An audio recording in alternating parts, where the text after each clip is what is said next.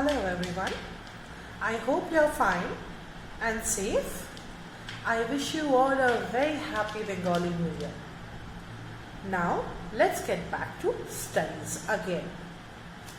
As we have already discussed the first two chapters from your book Footprints, today we will move further forward. Now, before going into the detail, I would like to ask you a few questions. Now in Coach Bihar, you have seen that the city mall has recently opened, isn't it? Like it's been 4-5 months. For Coach Bihar, it's a new thing. It's a shopping mall. So you must have entered and have seen that there are different direction guides so as to help you to know which floor contained what. Not only in Coach Bihar, in various parts of the world, wherever you will see any shopping complex or any big public area where you have to go, there is always directions regarding which floor contain what. Okay, that's called simple mapping. A building or a shopping complex has several facilities, has several amenities. To let people know about them, they do it purposely. So today our topic will be nothing else but learning about maps. We will see the book separately as well. There you will go to the second page and you will see there is a flow chart. Okay, uses of maps, feature of maps, and difference between map and globe.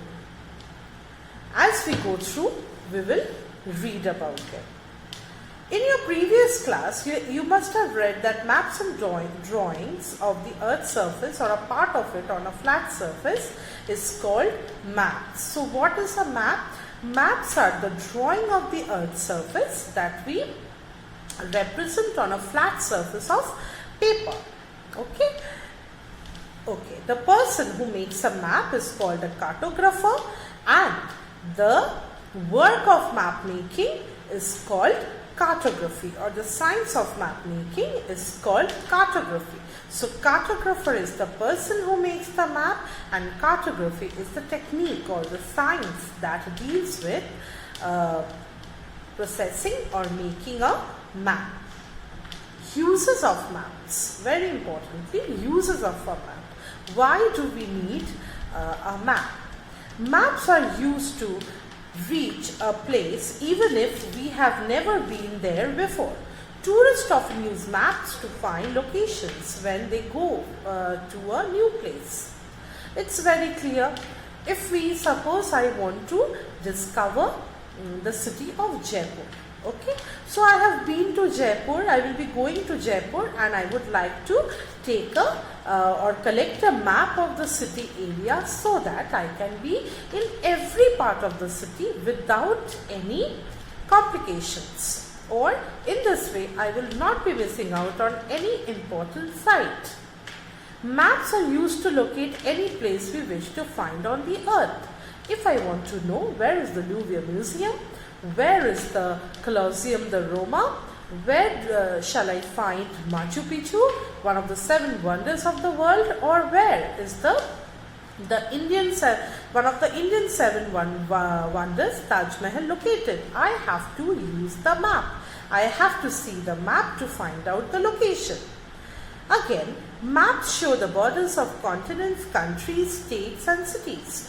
Without maps, we would not have known how our country looks. Obviously, if a map is not being made, then how do we know that how our country looks like? Where is the Himalayas located? Where do we find the different rivers? Or where do we find the other countries? Or the borders of the international borders, national borders, who are our neighboring countries. So it is important to know our neighboring countries and as well as to know our map clearly. A map helps us in locating all in a single place. Nowadays, many vehicles have GPS. What is GPS? Global Positioning System. It is a small screen fitted in many vehicles that show you the way you gives you driving location and gives you the driving location. In any of the mega cities, if you have been to like Kolkata, Chennai, Mumbai, Delhi, Bangalore, you will see that the Uber cab service or the Ola cab services are very popular. Now, what are these services? They enable you to move from one part of the city to the other without any, cumbersome or any problem. So they use this GPS tracker which help them to know which location you want to go to. So accordingly, they set it in their vehicle and you can move from one place to another or from one part of the city to the other without any complications. So this is the global positioning system. Wherever you are, wherever you want to be to, the system enables you to locate the particular place. Alright. Moving to the next page, after the uses of maps, we will see how do we study a map. In order to read and understand a map, we need to know about its different parts and features. Namely, first, every map should have a name. Like which country map or which part of the map, earth we are showing, it should have a proper name. Secondly comes direction. Maps not only help us to find out the location of various places, they also tell us which directions to take in order to reach a place. There are 4 cardinal directions: north, south, east and west. Most maps are drawn with the north directions at the top of the page. It is shown with the arrow N. On the map, the top is N, that is north. East is on your right, south at the bottom, and west is on your left. I have provided you with a image of the directions. You have to draw it in the on your A4 size paper and keep it, and later you can simply stick it to your classwork copy. We can find major directions with the help of a compass. Now we will talk about the time when the navigators or the traders used to move from one place to the other. So how they used to find out the direction. They used to navigate the ship. So they used to have a compass which used to enable us to understand where will be the island or where will be the landmass, how far they need to go, how far they need to move back, every single detail. Now zoom in. In earlier times, people found out directions by looking at the celestial objects in the sky, such as the sun, the North Star and the moon. In present time, a much better way to find accurate directions is a magnetic compass. A magnetic needle is a tiny magnet that always points towards the north, on the basis of which we can find out the other directions. So, in earlier times, when compass was not discovered, people were more primitive and they used to live a very primitive life. Then what they used to do is they would look at the sun and to understand the time. Still now, if you look at the sun and if the sun is overhead or just over the zenith, then you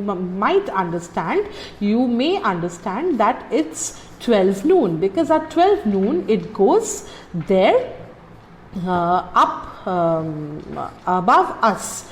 Okay, and as the time moves on, it will set in the west. So we can guess by seeing the apparent movement of the sun from one sky to the other. But for our convenience now, as we have developed, we have much developed in science and technology, we have discovered compass or magnetic compass which help us in giving a more accurate timing. Next comes scale. You know, a map is a drawing of a part of the whole of the earth. Therefore, a map of a place is much smaller than the real place. Drawing something smaller than the real size but keeping it exactly in the same shape is called drawing to scale.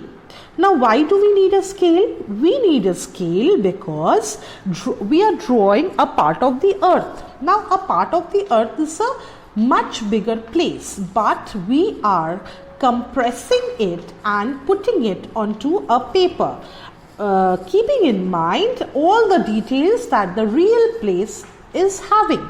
So for this reason, we are actually compacting the whole information into a very small area. For this reason, we need a particular scale. So scale enables us to represent the part of the earth to onto a paper. Some maps are large scale. Large scale maps show a lot of detail about a small area. There are also small scale maps that show lesser details of a large area. For example, a map of a residential colony is a large scale map, while a map of a country is a small scale map. If I ask you to please open your atlas and just go through the physical map of India, that one is a small scale map where we are showing lesser details of a large area. A country is a huge area, but I am asking you to find out a small village, or I am asking you to find out a small town in that map. So it is not providing much detail about that particular area. So those maps which show a lot of detail in a small area is called a small scale map, and vice versa. Next comes symbols and colors. If you look at any map, you will notice that different colors and symbols are used to show different features such as mountains, rivers, cities, ports, borders, etc. Cartographers, again, who are cartographers? Those who deal with the map, those who make the map. They use symbols and colors on maps to give plenty of information in a small space. Symbols are drawn like the objects they represent. Cloud with water drops is used as a symbol for rainfall. Different clouds are used to show different physical features, themes, and so on. For example, brown color is used to show mountains and yellow color represent desert. So brown is a universal color that has been chosen to show the mountains, and yellow has been chosen to represent desert. So in this way, several signs and symbols and colors have been chosen to use on a map. Key or legend. Most maps have a key or legend. The key explains the meaning of the symbols, signs, and colors used on a map. So key or legend, it will enable us to make it the reading more simpler. How? It will explain there what represents how and when. Like what is what. Here you will see that when a sign of bus is given, beside it's written bus station, then taxi stand, then train station, then airport, then seaport, then apartment, like that. So it becomes easier even for us to read a map. Now we come to types of map. Different types of maps are made to show different types of features of a place. Mainly maps are of three types. What are they? Relief map or physical map. They only show the physical features. What are the physical features? Whatever are made naturally on earth. What are they? Mountain, rivers, forest, and so on. No one has made it. No people, no human intervention. So all these features are called physical features. Now comes the political maps. They show the countries, cities, towns, and continents. Thematic map, they show information on a certain theme or topic such as weather, transport, tourist attractions, etc. So thematic map has a special theme where either it will show conditions of weather or transport or tourist attractions. Okay. So we are getting three different kinds of map: physical, political, and thematic. You can see the different maps. The picture has already been given in the book. Understood? Now we come to maps and globes. how is a map different from a globe? Till now we were studying about maps. Okay, now we will see how are they different from the globe. The shape of the earth resembles an orange. Okay. Therefore, the true shapes of all countries, continents and oceans cannot be shown on a flat map. I give you this work at home. You will take an orange. Oranges are now available in the market. You will take an orange and you will try to understand its shape. Then you will see it is a little bulky, or the bulges are there towards the middle, and it is flat on both the sides. So our earth, when we will read about the true shape of the earth, we will see that the earth is having bulges near the equator or near the middle, and it is flattened from at both the poles. Okay. Therefore, the true shapes of the countries, continents and oceans cannot be shown on a flat map. We can only see the true shapes of the countries, continents and oceans on a globe. A globe is a small ball-like model of the earth. So, a true representation of the earth is a globe. A globe shows us the actual shape of the different countries, continents in a spherical shape. Let us see how map is different from a globe. Map. A map is a drawing of the whole earth or a part of it on a flat surface, whereas a globe is a model of the earth. A model means a miniature, a short form. Okay. Map. In map we can see all places on a map at the same time, but globe, it is difficult to see all places on a globe at the same time, because as it has a lot of place, a lot of countries, continents, their subdivisions, it is not easy for a particular place to be located on the globe. But in case of a map, it becomes easy. A map can give detailed information even about the smallest area on earth, because a small area can be easily enlarged and shown on a map. Whereas in a globe, it is difficult to give detailed information about a particular place on a globe. Maps are very easy to carry around. They are portable. Globes are not inflatable, are difficult to carry. You obviously will have problem in carrying a ball-like structure rather than just fold a map and carry it. It will be more easier. So a map is more portable. You can carry it and move around. But in case of globe, which are not inflatable. Inflatable means which you cannot blow air into, or it cannot be taken the air out or in. Those globes are a little problem to carry. In order to find out about the world around us, we need to know where the places are and how to find them on maps. Now that you know more about maps, you will be able to discover how much they can tell you about our world. So now, as you know that there are several kinds of maps and what are their different uses, how they can be used, it will be easier for you to locate them and to find different places. Alright, now I will be giving you the PDF of the book. So you will be doing the choose the correct options, fill in the blanks, rearrange the words, give one word for the following, everything till number 4 in an A4 size paper. Okay, later you will be able to transfer those or write it with pencil in the book when you get it. And for the question answers, I will be providing you the question answers like the previous 2 chapters. And also I have set 2 homework for this particular chapter with so that you can understand the chapter well and for the pictorial presentation. Here you will find there are in the third page you will find there are few images of the legend showing common symbols. So these you actually have to draw in the copy. So please write there with a pencil that you need to draw, like bus station, taxi stand, train station, how you find that in a map. It is depicted here. So they are very common signs and symbols which we use on a map. So you have to copy it in your classwork copy. Please to remember. Along with, I have given you certain images. Please go through them.